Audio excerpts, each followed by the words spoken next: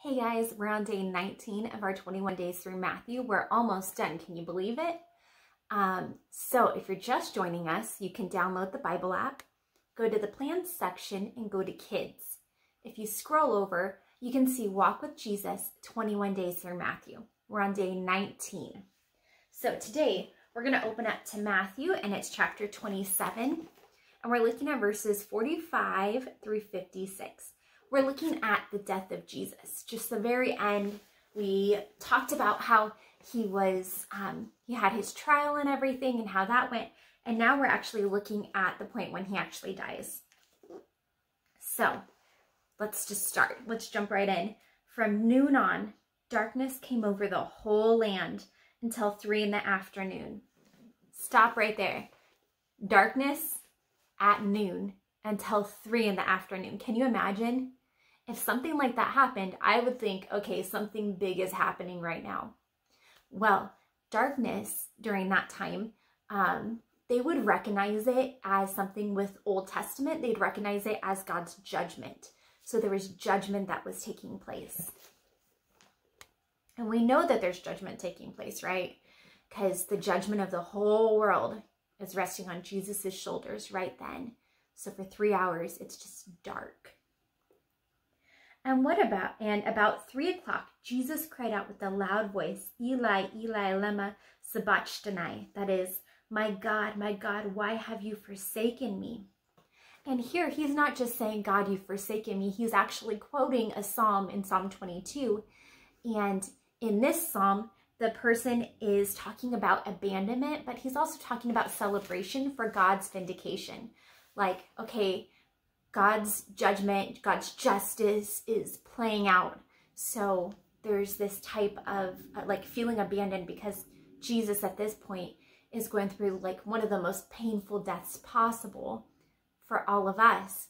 But at the same time, there's this thought of celebration for God's vindication on the earth, which is kind of cool. When some of the bystanders heard it, they said, this man's calling for Elijah. Well, yeah, he's saying Eli, Eli. Kind of sounds like Elijah, right? At once, one of them ran and got a sponge, filled it with sour wine, and put it on a stick and gave it to him to drink. But the other said, hey, let's wait a minute. Wait to see whether Elijah actually comes to save him. Then Jesus cried again with a loud voice and breathed his last. At that moment, the curtain of the temple was torn in two from top to bottom. The earth shook and rocks were split. So at that moment, when Jesus breathed his last breath, there's the curtain that hung in the temple. And remember the temple, you had to be super holy to go in there. So like at this point in the day, rabbis were actually going in there to make sacrifices. So at this point, there's this really thick curtain that's at the top, and it tore from the top down. So that's not a person. A person can't tear it from the top down. It was up so high. This is a thing from God. And what some people think that meant was, it's telling the religious people, hey, you just sacrificed this guy over here. There's something big that happened. And it's affecting the temple, which is where God's presence is. And now there's this idea that God's presence isn't kept in the temple any longer. We know that later on, Jesus comes back and he comes and he sends the Holy Spirit to live amongst all of us, right? And the Spirit of God is everywhere amongst all the believers. But at that time, the Spirit of God was thought to only remain in the temple. So this is really big, that the veil that was kind of holding the most holy place was torn and was ripped. And then the earth shook. We had a big earthquake. And they would think that when earthquakes happened, that was also something that was of God. Something big was happening, and then rocks split. So that's pretty crazy. Also, the tombs were opened, and many bodies of the saints who had fallen asleep were raised. So Christians who had already died were raised again. After his resurrection, they came out of the tombs and entered the holy city and appeared to many. Now, when the centurion and those with him who were keeping watch over Jesus saw the earthquake and what took place, they were terrified and said, truly, this man was God's son. Now, there were people who were taking care of Jesus's body and put him in the tomb and all of that kind of stuff.